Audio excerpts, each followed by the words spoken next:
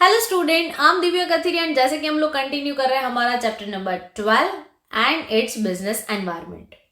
आज हम लोग देखने वाले ग्लोबलाइजेशन के बारे में and this is the last topic of this chapter. और साथ में ये हमारा लास्ट लेक्चर है पूरे ओसीएम के सिलेबस के लिए, लेकिन ओनली फॉर ओसीएम। ओके, तो आइए देखते हैं हम लोग ग्लोबलाइजेशन। फर्स्ट उसका मीनिंग देखते हैं। What is globalization? यानी कि when any country permit foreign companies to do business in their domestic economy. जब कोई कंट्री बाहर की कंट्री को, फॉरेन कंट्री को अपनी खुद के देश में आके बिजनेस करने की परमिशन देता है and allow domestic companies to do business globally. और हमारी जो कंपनियां हैं वो बाकी के देशों में जाके भी बिजनेस कर सकती है, तो वो क्या हो गया? It is known as globalization. यानी कि बाहर की कंपनी आके हमारे इंडिया में बिजनेस कर सकती है और इंडिया की बिजनेस जो भी कंपनी है या फिर कोई बिजनेस है वो बाहर की कंट्री में जाके भी अपना बिजनेस कर सकता है। क्लियर? तो आइए देखते हैं उसका कॉन्सेप्ट क्या है। Earlier every country want to protect its industry from foreign competition. पहले के जमाने में क्या था कि भाई लोग फॉरेन कंपटीशन से डरते थे सारे देश के। भाई चलो अगर वो यहाँ पे आके हमारी कंट्री में अगर बिजनेस करेंगे और हमारे बिजनेस ठप हो गए तो क्लियर, तो हमारी जो कंट्री है वो ज्यादातर ये होता है developing and under develop country में, क्योंकि डेवलप कंट्री को तो डरने की जरूरत नहीं है क्योंकि उसके पास तो बहुत ज्यादा टेक्नोलॉजी एंड रिसोर्सेस होंगे। क्लियर? तो क्या था पहले कि भाई हर कोई देश ऐसा था कि भाई जो फॉरेन कंपटीशन से अपने बिजनेस को बचाना चाहता था। क्लियर?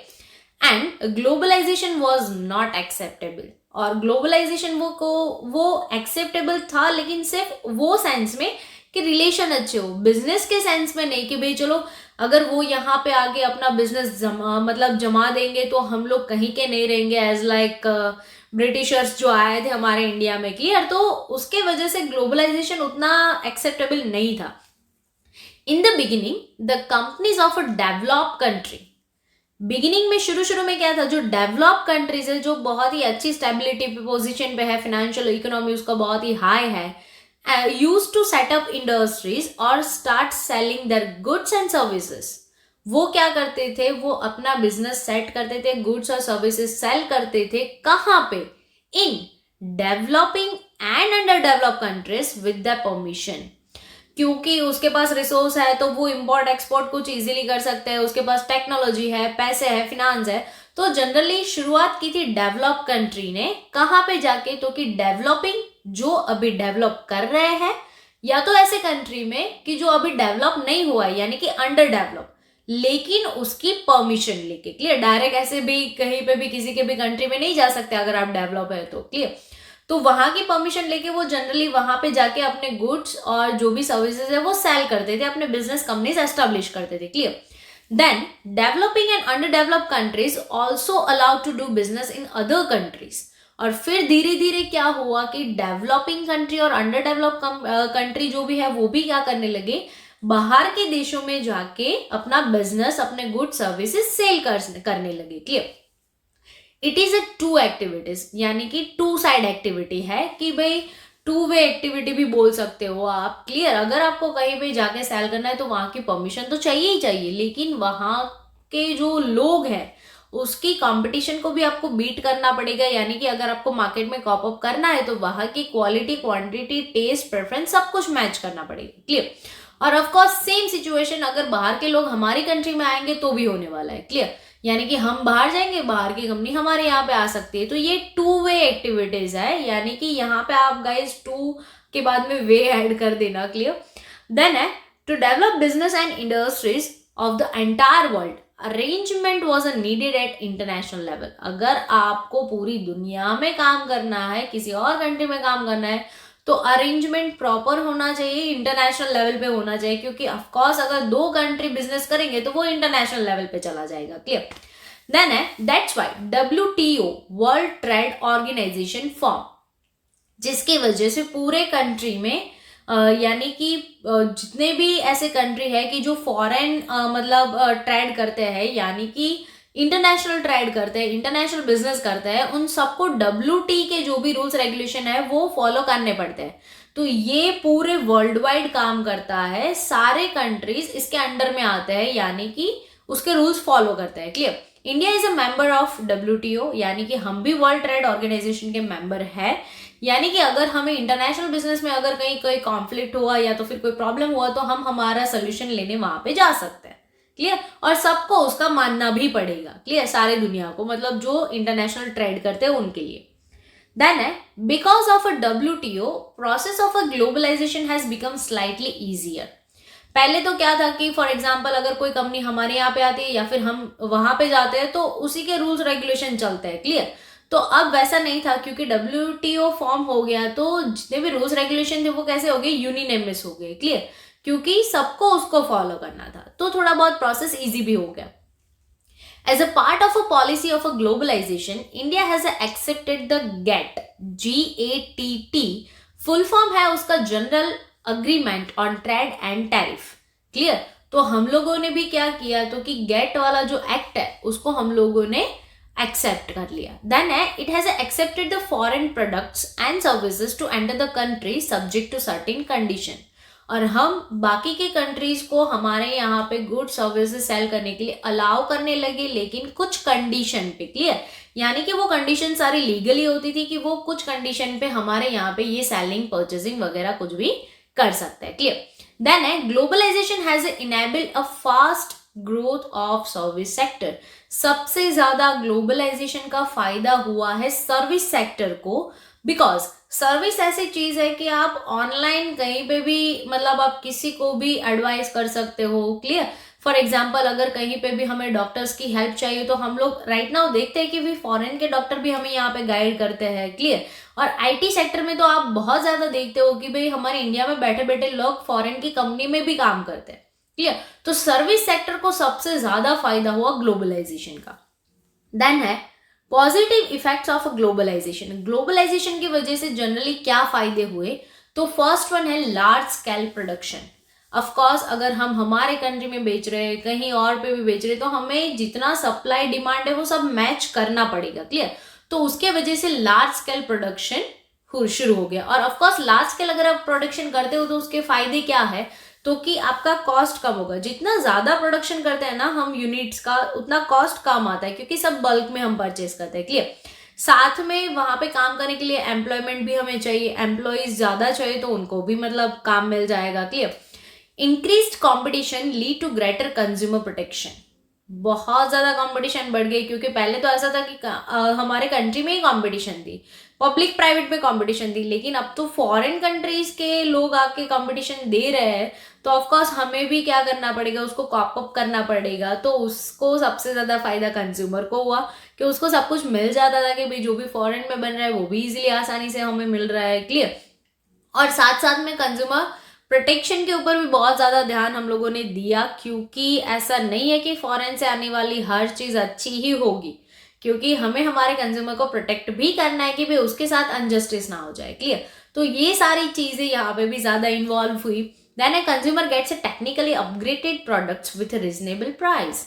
ऑफकोर्स अगर फॉरेन के लोग आके यहाँ पे 10 रुपए में वो चीज बेच रहे हैं तो हम लोग 11 नहीं ले सकते, क्योंकि लोग हमें से नहीं लेंगे। क्लियर।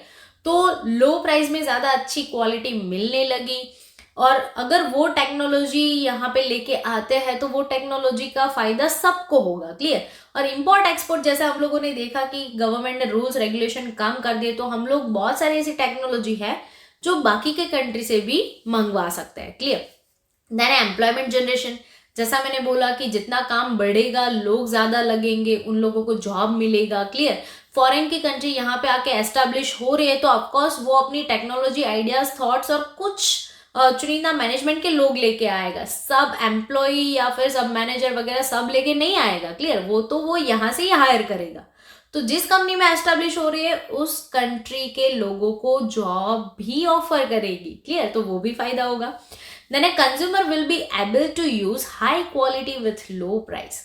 कंज्यूमर को क्या मिलने लगा कंपटीशन की वजह से, मतलब दो बंदर के बीच में तीसरा मतलब बाजी ले गया। Clear.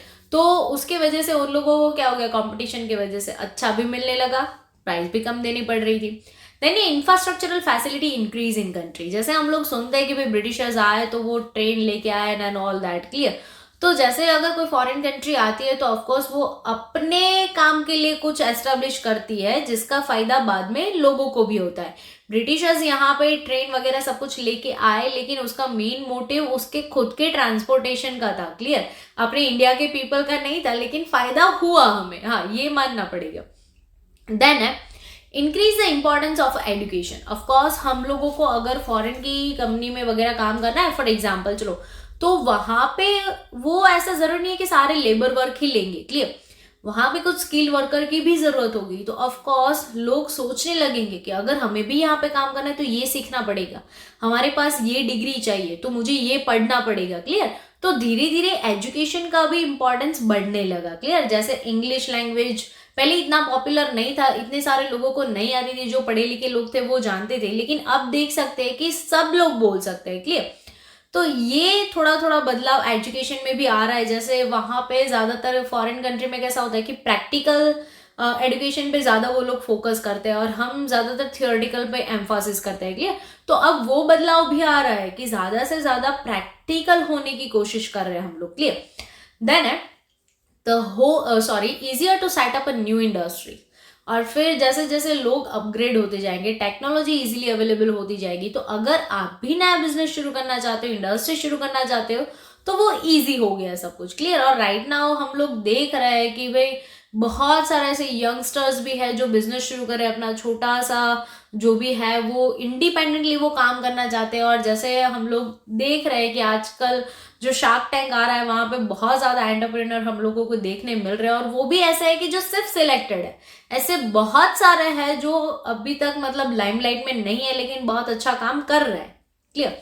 The whole world is becoming a global village. Of course because of internet हम लोग कहीं पे भी किसी के पास से भी कुछ भी काम ले सकते हैं, तो पूरा एक दुनिया क्या हो गया, एक गांव जैसा हो गया है, clear. And freedom from political bureaucracy because of foreign industries. Of course यहाँ पे फॉरेन इंडस्ट्रीज जो है वो रूल्स रेगुलेशन फॉलो करेगी WTO के, वो सब कुछ लीगली करेगी क्योंकि उसको किसी और के कंट्री में काम करना है। साथ में आ गया प्राइवेटाइजेशन, वो भी ज्यादातर पॉलिटिकल इंटरफियरेंस सहन नहीं करती है, क्लियर। और बच गई जो पब्लिक सेक्टर्स है जिसका अब डोमिनेंस नहीं रहा है, तो उसके वजह से जो पॉलिटिकल इंटरफियरेंस था ना वो भी धीरे धीरे कैसा होने लगा, कम होने लगा। और हम लोग देखते हैं कि भाई फॉरेन की जो कोई कंपनी यहाँ पे आएगी और अगर हमारी कंपनी कहीं बाहर जाती है तो वहां पे ब्यूरोक्रेसी नहीं चलेगा, यानी कि इलेक्टेड पब्लिक जो है वो कुछ डिसीजन नहीं लेंगे और उसका जो स्टेट कमेटी है सेंट्रल स्टेट गवर्नमेंट का वो डिसीजन लेगा, ऐसा नहीं होगा,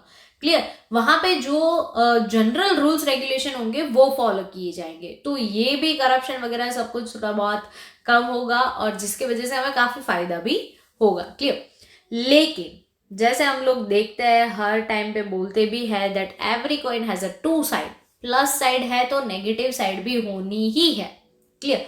तो नेगेटिव इफेक्ट्स क्या है गाइस, अगर आपको एडवांटेजेस डिसएडवांटेजेस भी पूछे जाता है ना तो आपको यही लिखना है, positive effect, negative effect, plus point, minus point, clear. तो फर्स्ट वन है arrangement for market setup become difficult and costly. अगर फॉरेन कंपनी यहाँ पे आती है वो बहुत ही काफी मतलब रिसोर्सफुल है, उसके पास फिनेंस भी बहुत अच्छा है, तो उसका सेटअप करने में भी हमें बहुत ही खर्चा जाएगा क्योंकि उसको उसके जैसा एनवायरनमेंट भी हमारी गवर्नमेंट को प्रोवाइड करना पड़ेगा, क्लियर। तो वो काफी डिफिकल्ट भी है, साथ में उसका कॉस्ट भी काफी अच्छा, और at the end of day वो कॉस्ट कहाँ से कवर किया जाता है, कंज्यूमर से।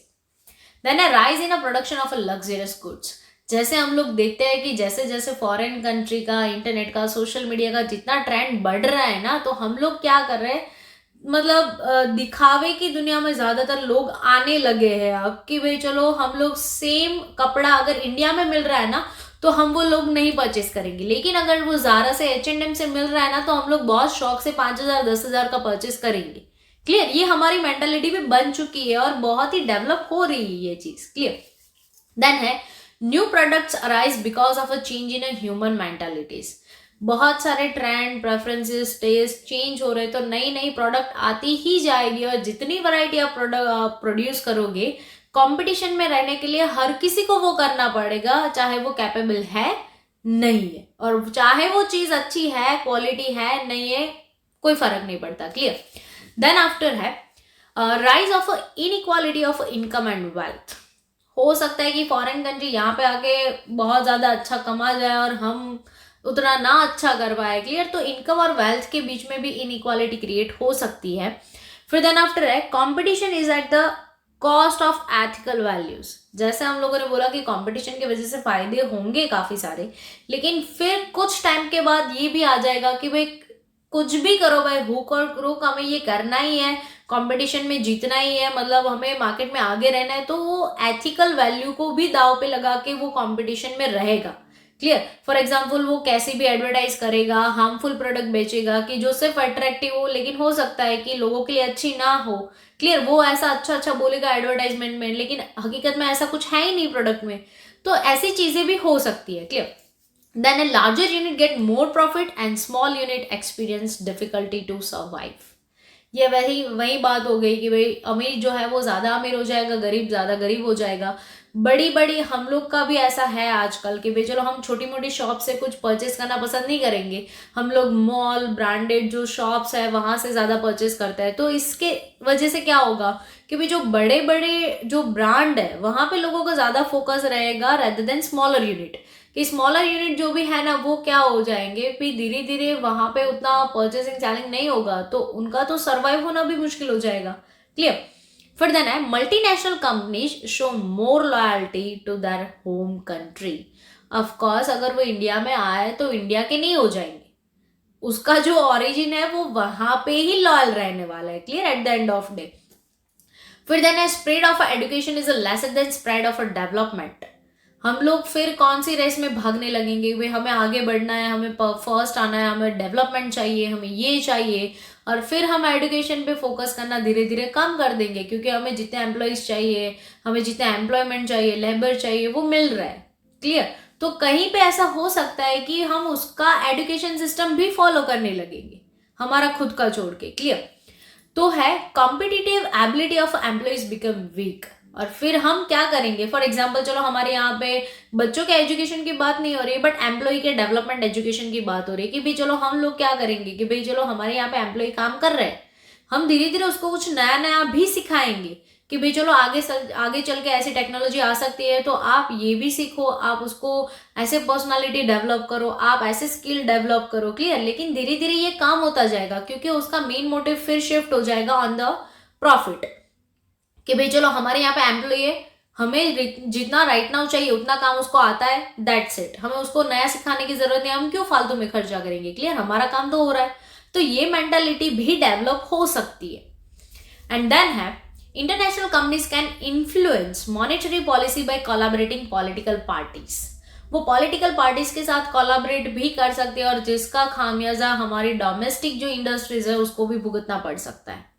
And then foreign companies give more importance to their own products। Of course वो अगर यहाँ पे आए हैं तो सेलिंग के लिए आया है कि अपने गुड सर्विस सेल करे, प्रॉफिट कमाने के लिए आया है, तो अब वो खुद के प्रोडक्ट को ही ज्यादा इंपॉर्टेंस देंगे। और हो सकता है कि कंपटीशन में एथिकल वैल्यूज को साइड पर रख के वो खुद की मतलब जो प्रोडक्ट्स है उसको भी ज्यादा से ज्यादा प्रमोट करने लगेंगे, एथिकल अनएथिकल वे में किसी भी तरीके से, क्लियर। हाँ उसके रूल्स रेगुलेशन है, लेकिन तब तक हो सकता है कि देर भी हो जाए, तो वो जो डोमेस्टिक प्रोडक्ट्स है उसके ऊपर भी खतरा रहेगा कि अगर फॉरेन की कंपनी आती है हो सकता है कि उसका मार्केट डाउन हो जाए, क्लियर। तो ये है हमारे plus side and minus side of the globalization guys.